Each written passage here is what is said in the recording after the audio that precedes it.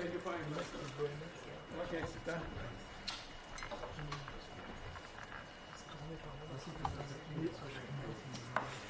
Okay. Let's put that machine. Is the lid down? Okay. Lucky we got that new one.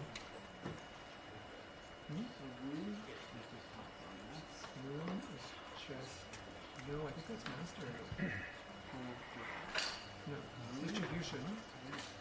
Distribution should always have a two on the back, right? You sure?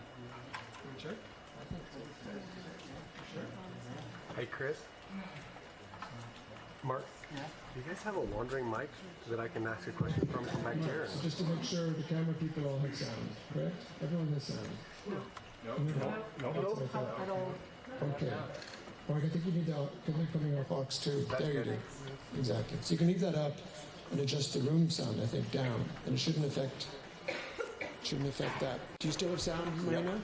Yep. And cameraman, you're still hearing me, correct? I'm hearing just you now, not the sound. That's the advantage of the aux.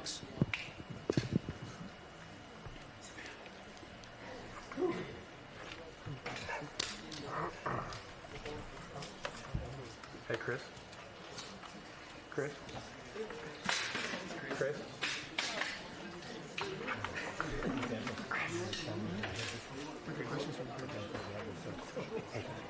Do you have a wandering microphone if I want to ask a question on it?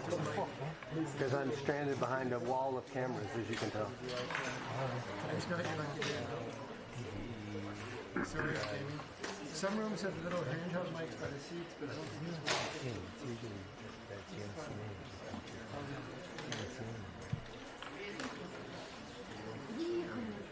Sorry, Jamie. I mean, I ain't going anywhere. Just click that on. You aren't either. No,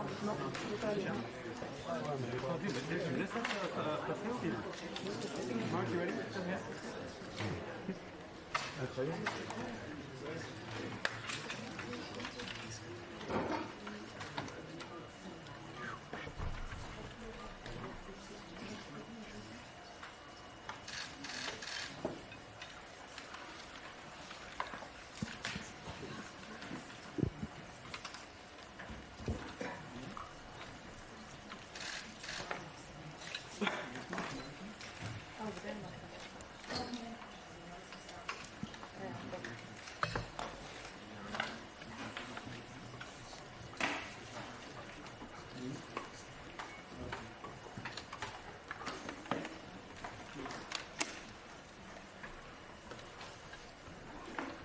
Good afternoon, everyone. Thank you very much for coming. We'll just wait for 2 seconds. Our two other speakers, we may not have informed them of the change of the room. So. Bizarre to be honest.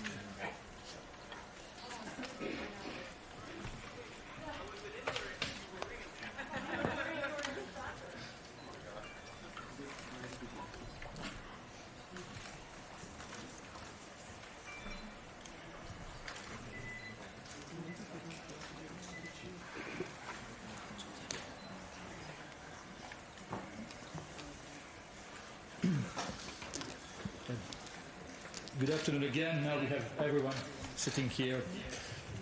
Welcome to another daily press briefing from the headquarters of the World Health Organization. Today is the first day of the 2019 Novel Koronavirus Global Research and Innovation Forum.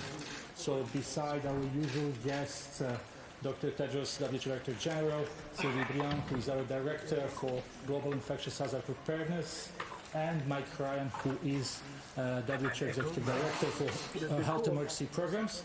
We also have Dr. Mary Terkini, that you may remember very well because she was with WHO for many years. She is a co-chair of the forum.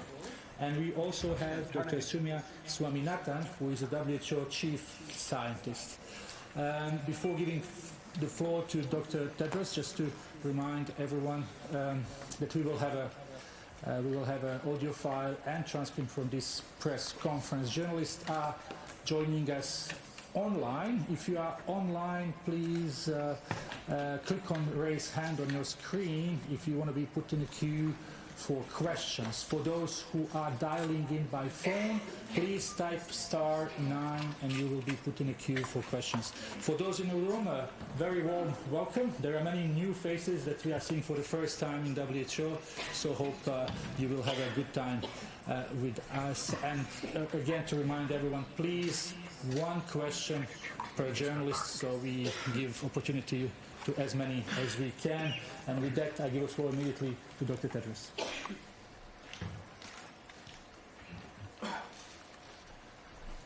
Thank you, Tariq. And good afternoon. And of course, we have the many colleagues from media based in Geneva, but we see more today. And I understand this is because of the conference we're hosting. Thank you so much for your interest and welcome everybody. Before I update you on the coronavirus outbreak, I would like to start with a few words about Ebola. As you know, we have two fronts now. Although the world is now focused on coronavirus, we cannot and must not forget Ebola. We're very encouraged by the current trend.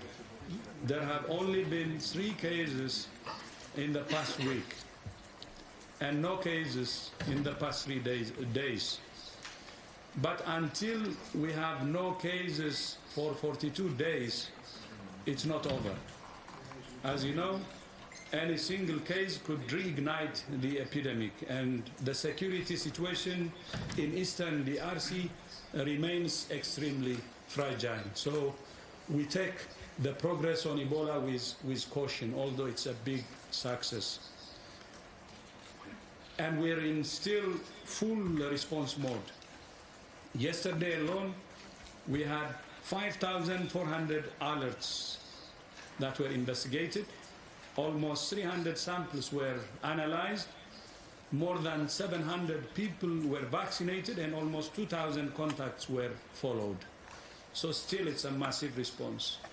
And tomorrow, the Emergency Committee for Ebola will meet to assess whether the Ebola outbreak in DRC continues to constitute a public health emergency of international concern. So you will have more news tomorrow on Ebola. Regardless of the recommendation or the ISIS recommendation, the world needs to continue to fund the Ebola response. Taking our foot off the accelerator now could be a fatal mistake, quite literally. On Thursday, I will travel to Kinshasa for meetings with the President of DRC and other senior ministers to look beyond Ebola and sketch our ways to strengthen DRC's health system. And I would like to use this opportunity to appreciate the government's leadership.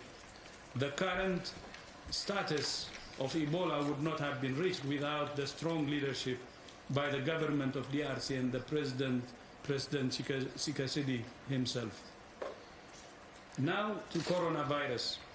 First of all, we now have a name for the disease, and it is COVID-19, and I will spell it COVID-19. CO stands for corona, as you know. VI stands for virus, D for disease, so COVID. Under agreed guidelines between WHO, the World Health Organization, the World Organization for Animal Health, and the Food and Agriculture Organization, means WHO, OIE, and FAO of the United Nations, we had to find a name that did not refer to a geographical location, an animal, an individual or group of people, and which is also pronounceable and related to the disease.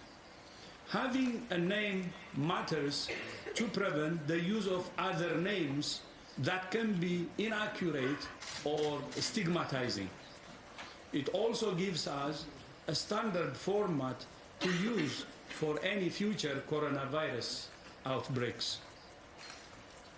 And now to the coronavirus situation. As of 6 a.m. Geneva time this morning, there were 42,708 confirmed cases reported in China. And tragically, we have now surpassed 1,000 deaths. 1,017 people in China have lost their lives to this virus. Most of the cases and most of the deaths are in Hubei province, Wuhan. Outside China, there are 393 cases in 24 countries and 1 death. Last week, I told you that we had engaged WHO's network of country representatives, as well as the United Nations resident coordinators in countries, to brief them on the outbreak and inform them about the steps they can take. I also briefed Secretary General Antonio Guterres, and we agreed to leverage the power of the entire UN system in the response. Today, we have also activated a UN crisis management team to be led by my general, Dr. Mike Ryan. This will help WHO focus on the health response, while the other agencies can bring their expertise to bear on the wider social, economic, and developmental implications of the outbreak, so we're all working to our strengths.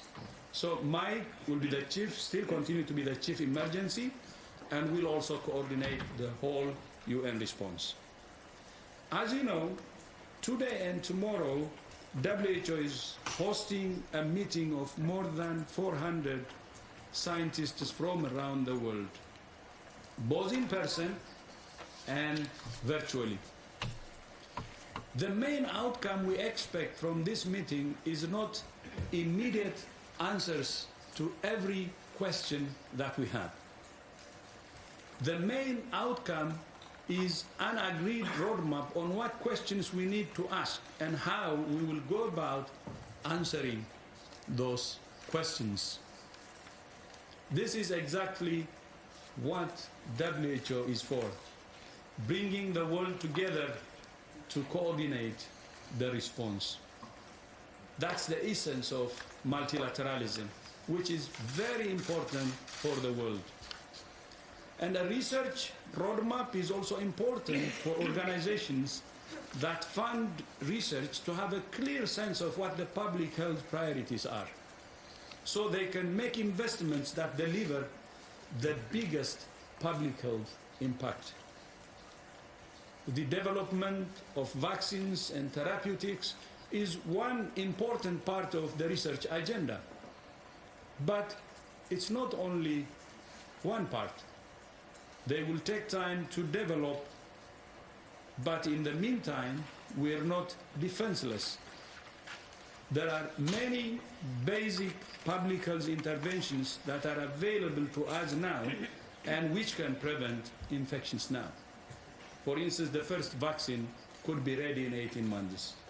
So we have to do everything today using the available weapon to fight this virus, while preparing for the long term using the preparation for the vaccines. That's why we have sent supplies to countries to diagnose and treat patients and protect health workers. We have advised countries on how to prevent the spread of disease and care for those who are sick. We're strengthening the lab capacity all over the world. We're training thousands of health workers, and we're keeping the public informed about what everyone can do to protect their own health and that of others. It's when each and every individual becomes part of the prevention and control, the containment strategy, that we can succeed. So that's why reaching out to the public directly and telling the public the kind of precautions they need to take. This could be clean your hands regularly, either with alcohol-based drug or soap and water. Keep your distance from someone who is coughing or sneezing. And when you cough or sneeze, cover your mouth and nose with a tissue or your elbow. It's also important to remember that while we need investment in research and development, we also need investment in stopping this outbreak now. Last week, WHO issued a call for $675 million, which is what the world needs to support preparedness and response operations in countries. We thank those countries that have contributed so far, and we call on all those who haven't to contribute urgently. There are many positive signals in terms of funding, and we hope all these positive signals will materialize. If we invest now in rational and evidence-based interventions, we have a realistic chance of stopping this outbreak. We have a window of opportunity. Maybe you're tired of me saying window of opportunity, but there is a window of opportunity. If you see the number of cases in China and the rest of the world, it's not even comparable. More than 40,000 in China, while in the rest of the world, it's only in the 300s, and only one death.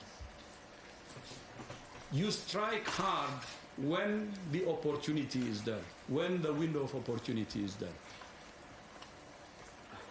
So that's what we are saying to the rest of the world. Let's be serious in using the window of opportunity we have. We shouldn't lose this opportunity. If we lose, we will regret it. And the opportunity was created because of the serious measures that China is taking in Wuhan and the other affected provinces. That is slowing the spread of the virus to the rest of the world. But I don't think this status can stay the same for long. That's why we have to use the current window of opportunity to hit hard and stand in unison to fight this virus in every corner. If we don't, we could have far more cases and far higher costs on our hands. And I don't think anybody wants that. This is a common enemy, and we have to fight it using this window of opportunity and fight it hard. I thank you. Thank you very much, Dr. Tedros, for these opening remarks. So just to remind... Sorry, may I add one thing? Go ahead. Some colleagues here, including my colleague journalists, friends, were asking me, where is Maria? I didn't know Maria is so popular now. So Maria van Kerkhove is part of the expert team, and she is in Beijing, and she is well if you're worried. So you will see her virtually listening. And just for your information, so she's with Bruce in Beijing, and hopefully she's listening as Bernard had said. But I'm very happy to see the respect you have for her, and I'm glad that I have a very strong team, which I'm really proud. They're working day and night, 24/7, round the clock, under stress, but really going with commitment and saying that we will not rest until this outbreak is over. So Maria is one of them, and thank you so much for reminding me for asking me where her whereabouts is. Thank you. Thank you very much, Dr. Tedros, and greetings to Dr. Van Kerkhove, who is listening to us. Before we start taking questions from the floor, again to remind the journalists online to click raise hand on the right side of their screen, and those dialing in by phone to press *9. So we will start with the questions here. Well, gentleman just in front of me, then Christian, then we will go on this side.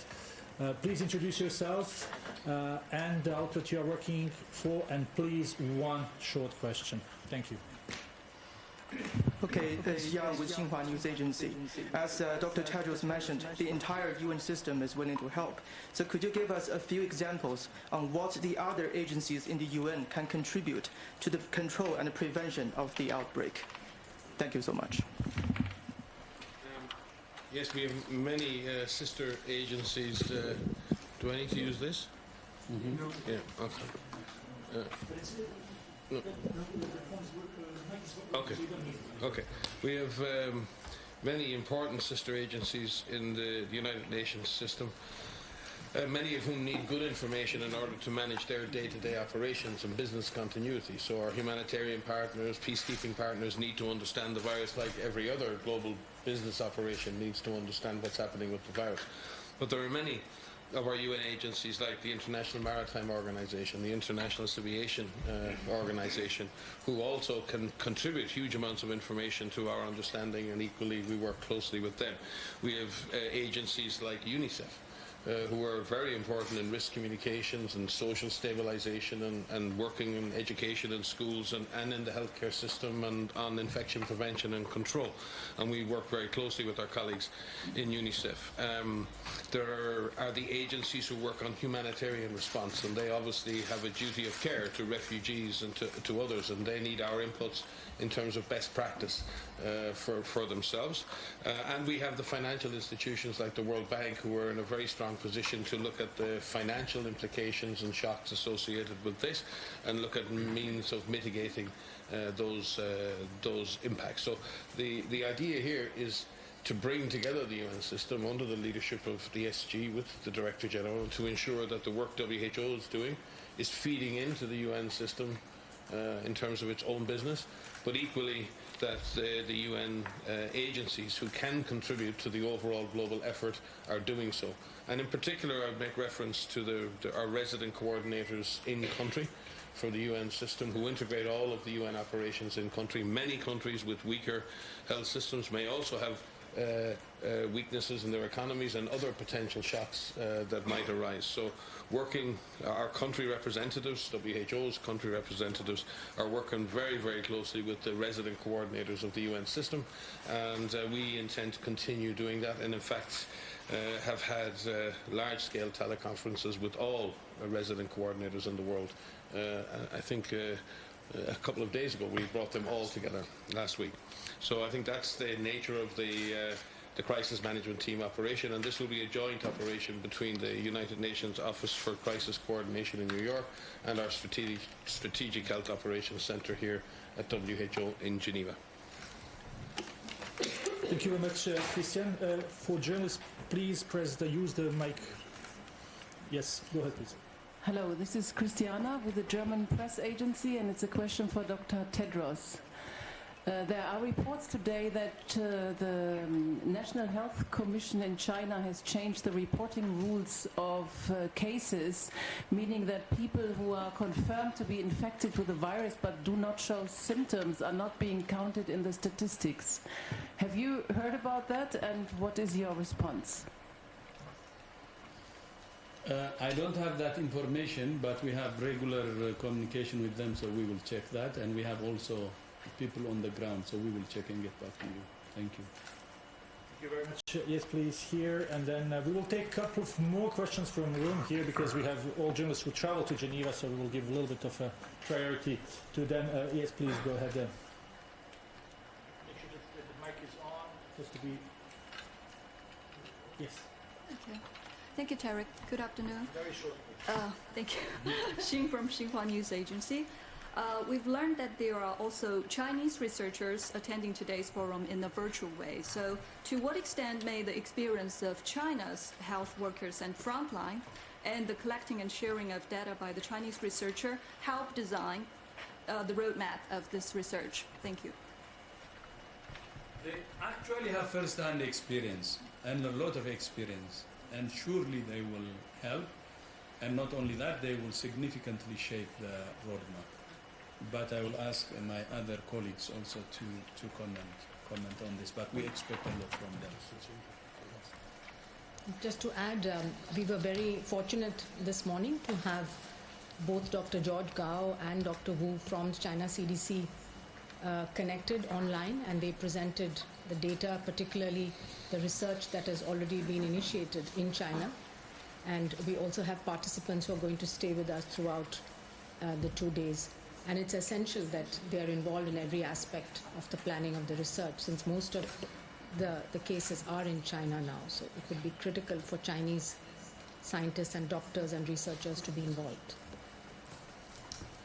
Dr. Kini, do you want to add something? Well, also to say that there had been a lot of preparation from the WHO colleagues for this forum, and that thematic group have met virtually through teleconferences, and as much as possible, as much as they were available, because they have other things to deal with right now. The Chinese scientists have been involved in this discussion, and we certainly hope that they will continue to be engaged in drafting, in setting this roadmap. We also have had the opportunity to have vaccine manufacturers from China participate in today's meeting. And Sylvie has more information on the question you asked, so please, Sylvie. So yes, we asked our colleagues in the field about those changes of case definition, and indeed it's normal to adapt the case definition to the reality. So recently they have done the 4th adaptation to include mild cases and asymptomatic cases. And so if asymptomatic cases become positive at the laboratory testing, then they include them into the confirmed cases number. And so they have indeed broadened the case definition, because before the testing was only done on people who were hospitalized or attending some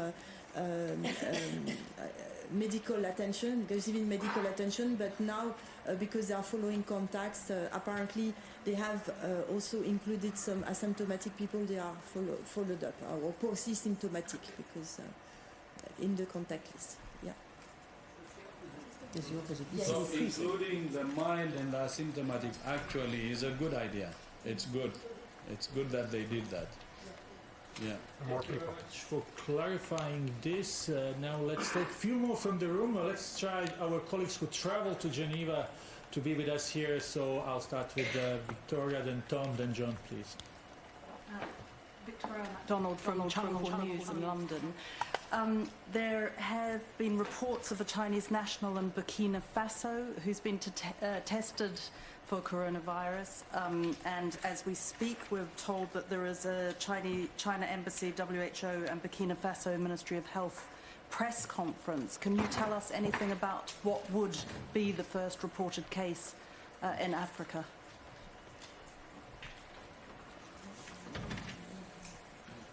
So we don't have that information. We had some suspected cases in 3 or 4 countries, which were all negative, but the Burkina Faso is something new which we haven't heard about, and we will follow up on that. Thank you. Please.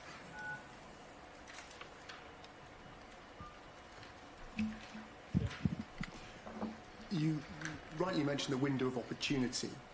As time passes, are you becoming more or less confident that this virus can be contained? As time passes, my confidence will depend on how, the strength of measures we take. And that's why we're asking countries to be as, aggressive as possible. Because we are still in containment strategy. And we shouldn't allow this virus to have a space, to have local transmission. So it depends. We may, miss or squander this opportunity or use this opportunity. And I'm saying we still have time, and let's not squander this opportunity. There is opportunity, window of opportunity that we can use still now. And if member states, is there room for them to become more aggressive? Yes, there is. There is. And there should be strong leadership, strong coordination, and they have really should do all the things or take all the measures they need to contain it. Thank you very much. And please. Yeah, thank you. There we go. There is a cruise ship, the Westerdam Luxury Liner, which has been unable to dock. It's been turned away from multiple ports. Given your guidance on travel, do you have any message about that? And have you talked with any of the countries that have refused docking to this Westerdam cruise ship? We're in daily discussions as we speak with the International Maritime Organization who deal with these matters, and my colleague here, Jawad Major, to my left, our Assistant Director General of Preparedness, has been leading those discussions. We've been looking at a number of different ships, mainly cargo vessels and not necessarily cruise liners.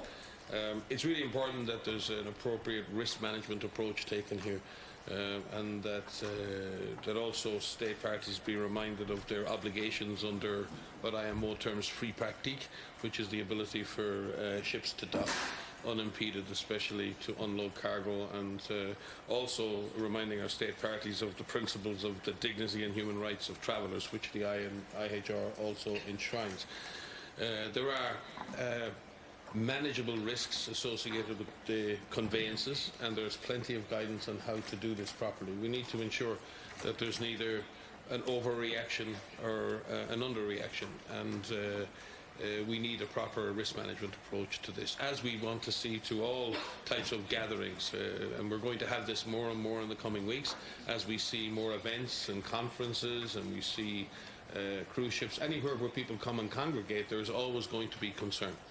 But we need to balance those concerns with the need for our society, civilization, our economies to move. So we need to take a risk management approach. We must accept that in these circumstances there is no such thing as a zero risk. We must minimize risks, we must protect people, and be ready to react appropriately should something untoward or something unexpected happen. And in the same exact case of cruise ships, again, a proper risk management approach to dealing with this issue is what we're advising. And as I say, we will be further analysing the number of ships who are in this particular circumstance, and we'll have more data on that tomorrow. But again, we call for the normal obligations under free pratique and for the normal principles of the dignity and human rights of travellers to be upheld. Thank you very much, Dr. Ryan. We will take one more from here, from Tulip, who came from BBC here, and then we will go online. Tulip. Hi, Tulip Mazunda from BBC News. I just wanted to find out whether the concern about weaker health systems and this virus getting into some weak health systems, Dr. Tedros, is still the biggest concern for this becoming a full-blown global pandemic, and also just any updates on what's happening in some of these poor countries with weak health systems. Yeah. Thank you. Maybe you must be tired of me saying for some time now, since I became DG, many journalists ask me, what wakes you up at night? And I say, pandemic flu and any pandemic disease. And the reason for that is exactly what you said, because we have countries with weaker health systems. And as you know, we're as strong as the weakest link. And the world is getting smaller and smaller. It's a globalized world. And whatever happens at the weakest link could affect all of us.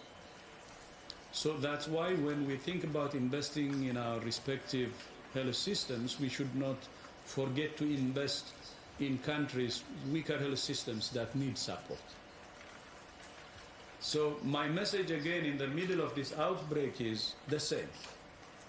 We have to invest in preparedness. And preparedness means helping those countries who need a helping hand to strengthen their health system. And that's going to be our guarantee. And we have identified, by the way, as WHO, the minimum is 30 countries. If you push to the maximum, are not more than 45 countries who need our support. And investing in those countries with weaker health systems is important. I think we're now having a real problem in our hands. And we must take what's happening now seriously and really commit to preparedness, to strengthening our health systems all over the world and make this world safer. Still, I said it many times, I have a great concern that if this virus makes it to a weaker health system, it will create havoc. It will. For now, it doesn't seem so. But it doesn't mean that it will not happen. It may. It depends on how really we lead this response and how we respond to the outbreak. So that's why I don't think it's too late. We have the window of opportunity, and the whole world should really stand in unison to contribute to strengthening the countries with weaker health systems. And that's the answer for now. But that's not just for now, but we have to continue. This is not a few months or a few years of work. It will be many years of work that should be sustained and make our health system as strong as possible. Because we have already seen it. Outbreaks can bring serious upheavals, serious consequences to the world. It's not just a health security issue, or it's not a matter of somebody sick or, the number of people who are dead. It's a matter of political, social, and economic upheavals. It can affect all areas of society. And that's why we have to take it seriously. The world, when it talks about terrorism, and imagine the level of preparation and so on is immense. To be honest, a virus is more powerful in creating political, economic, and social upheaval than any terrorist attack. Believe it or not. I was a foreign minister, been one of my hat discussing about terrorism and so on. But a virus can have more powerful consequences than any terrorist action. And that's true. And if the world doesn't want to wake up and consider this enemy virus as public enemy number one, I don't think we will learn from our lessons. It's number one enemy, and to the whole world, and to the whole humanity. And that's why we have to do everything to invest in health systems, to invest in preparedness. And that's why I always say that's what wakes me up at night. And it should wake all of us at night. It's the worst enemy you can imagine. It can create havoc, political, economic, and social. Thank you. Thank you very much, Dr. Tedros. We will go for a few questions from journalists online, and hope if we are all short, we will be able to get back to the room. I'll call first to colleagues from CNN. Vasco, can you hear us, please? Yes, can you hear me? Yes, please speak a little bit more loud. My question is on comments made by a doctor in Hong Kong today who said that this virus could reach up to 60% of the world population. What do you have to say on that?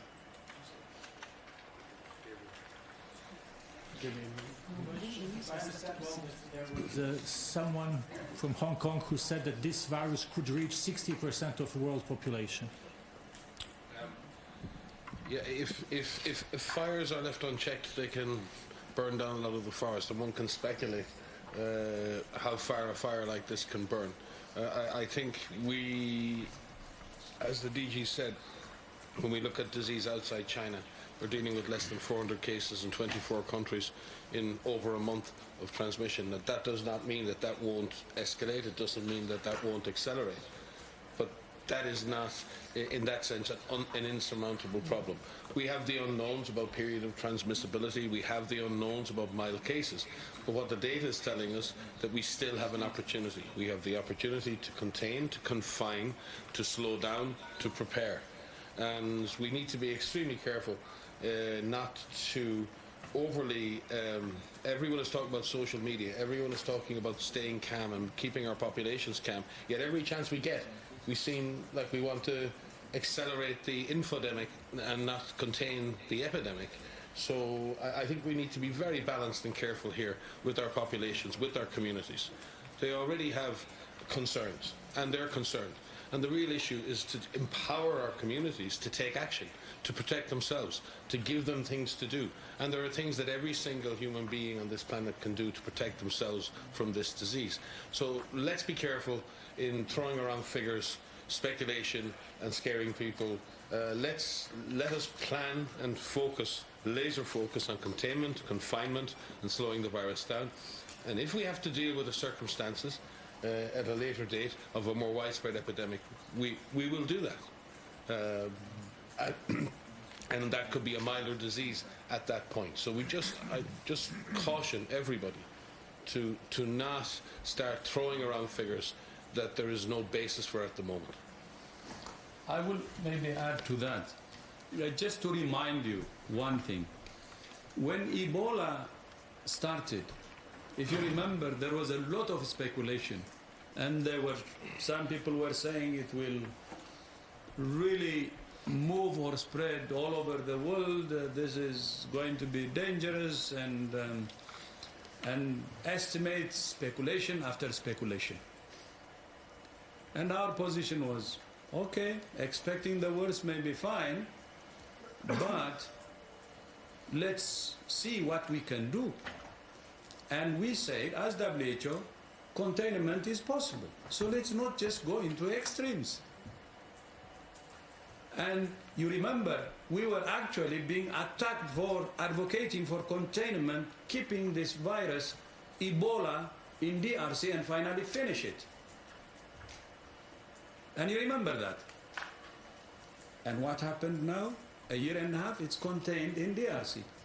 You remember it crossed to Uganda, 3-4 cases, and it was hammered because Uganda was prepared. It's still contained in DRC. There were speculations, there could be speculations, and I don't mind with speculations, but let's have also the balance.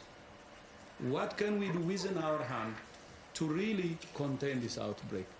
And the strategy, by the way, with what we're using now is the same. Hammer the source. Hammer the epicenter.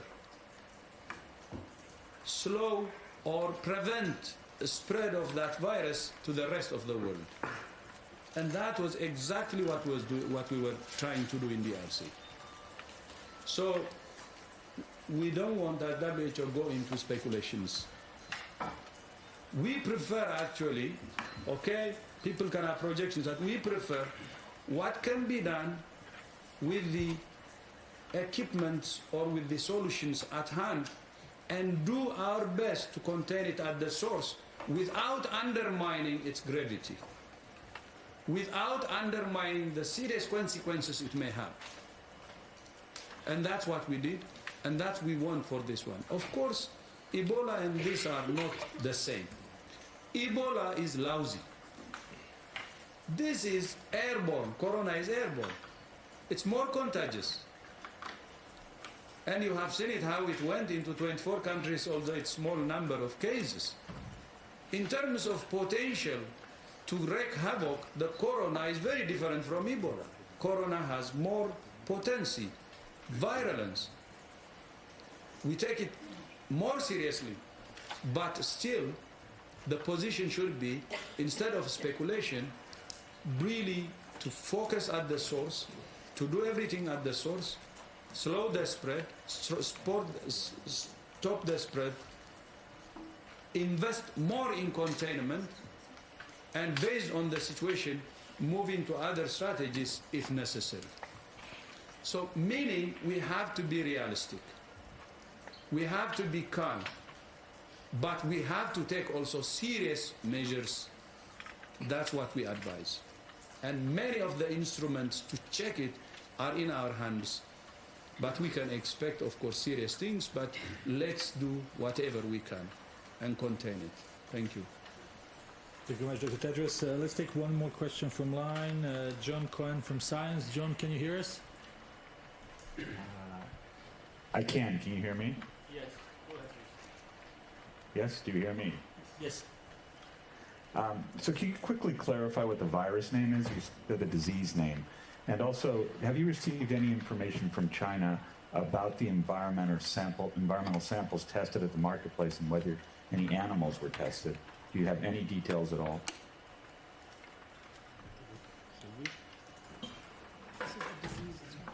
Yeah, that is the disease name.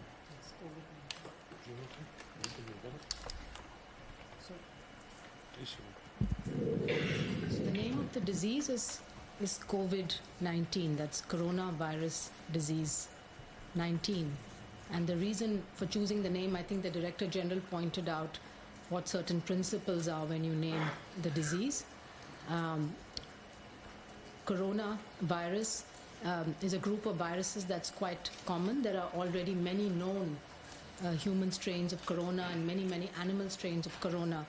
So it is possible that in the future there'll be another strain of coronavirus, and then that could be also named by the year in which it appeared. So it allows for future naming of other coronaviruses. And at the same time, this disease also allows the entire spectrum of clinical manifestations to be covered. It is because it's a respiratory. It could also manifest in other forms, and so it's a broader name. The virus itself is named by the international group of virologists who will look into the taxonomy. There's a particular taxonomy that they follow, and then the genus, the species, etc. would be specified. But it's important to have a name for this disease that everybody uses, both for scientific purposes to compare. When you want to compare the literature, you want to compare data, you need a common terminology, and also to avoid a number of different stigmatizing or other forms of confusing names.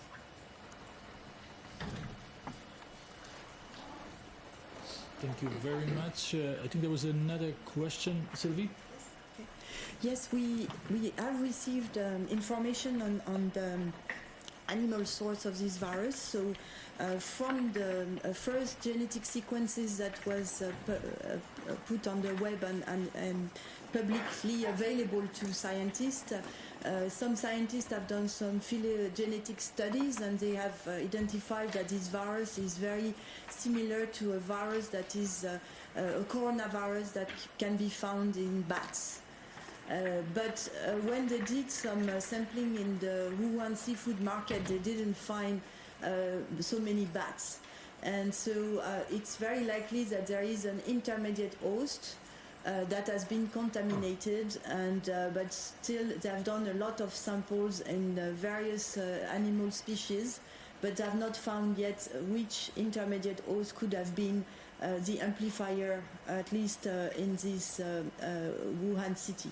So studies are ongoing because they are checking a number of animal species, so it takes some time. What they have done as well is they have tested a number of environmental samples on surfaces and different places in the market, and so they have found indeed the coronavirus that is now responsible of this epidemic in humans. So there was some environmental contamination, probably also at the beginning of this outbreak. Now this market has been closed, has been disinfected, and so this environmental contamination doesn't exist anymore. But studies are still ongoing to try to better understand what has happened in the animal world before human beings were contaminated. And it's still ongoing, and we hope that this meeting on research will provide us a little bit more information on this aspect of the outbreak that is still not very clear and requires more research. Okay, sorry, I used the military word airborne. It meant to spread via droplets or respiratory transmission. Please take it that way, not the military language. Thank you. Thank you very much for clarification. We will go back to the room as I have some questions. We'll start with Bodhi, then Stephanie, then Gunilla. Very short, one question, please.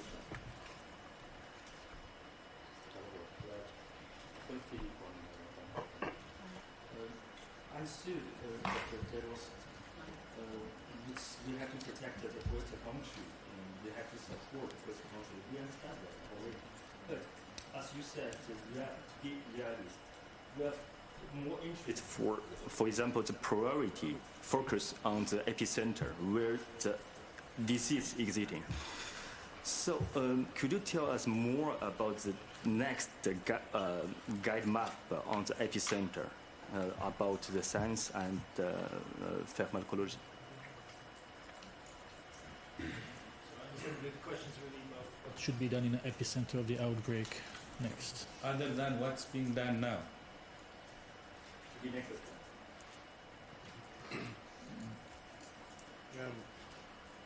I think, well, certainly from our observations and from working with authorities in China, they've been heavily focused on three issues, I think. Wuhan and Hubei itself, the surrounding or the provinces who have been more heavily affected than others, and they've sort of had a three-pronged approach. And you can see the way they've had very strong measures in Wuhan, but they've extended those measures to defined areas outside Wuhan where they feel the epidemiology was getting more difficult or more challenging. So they're operating sort of, I believe, on sort of a three-pronged strategy. You can see over the last number of days and weeks that the initial focus was clearly on caring for the sick and really dealing with that shock to the system of so many unwell people presenting, and you saw that with the efforts to build new isolation facilities. But increasingly what we're seeing is the community at large, community committees, and the mobilization of community-based surveillance, community-based activity in order to detect milder cases. And you can see by the way the case definition is being shifted now.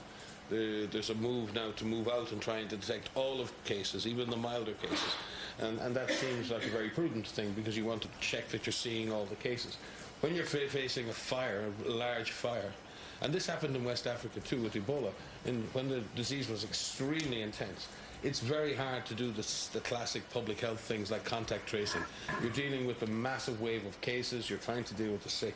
And as you get control on that, and as the number of very sick patients drops or stabilizes, you try to push the surveillance out towards the community. You try to detect more and more of the cases. That's if you're still focusing on containment as your approach, because you want to try and break the chains of transmission. So we believe China is really pushing the surveillance into the community. It's an attempt to try and shut down transmission. We've said it before, neither they nor we are sure that that will work because the virus has its own characteristics in terms of its period of transmission or asymptomatic people being able to transmit. But they're making an attempt now to push surveillance further and further out into the community and see if we can shut down the virus. There's no guarantee of that. So that's what we're seeing in terms of the shift. And our team in China is working closely with Chinese authorities and scientists to look at that. I think the other part of this will be having a much better understanding of the clinical severity and on the clinical picture, because if the disease were to spread further in the world, and if we see more cases in the world, the clinical techniques and the clinical information and the clinical knowledge that's been gained in China right now will be absolutely central to the successful treatment of patients elsewhere in the world. So that's another vital gift to the world. So again, pulling that information together in a systematic way, gathering systematic clinical data now, not just reports, not just anecdotes, but systematic clinical information is absolutely central to success. So all of the activities are aimed at containment. But all of those activities will support a broader mitigation effort should the virus continue to spread in other parts of the world.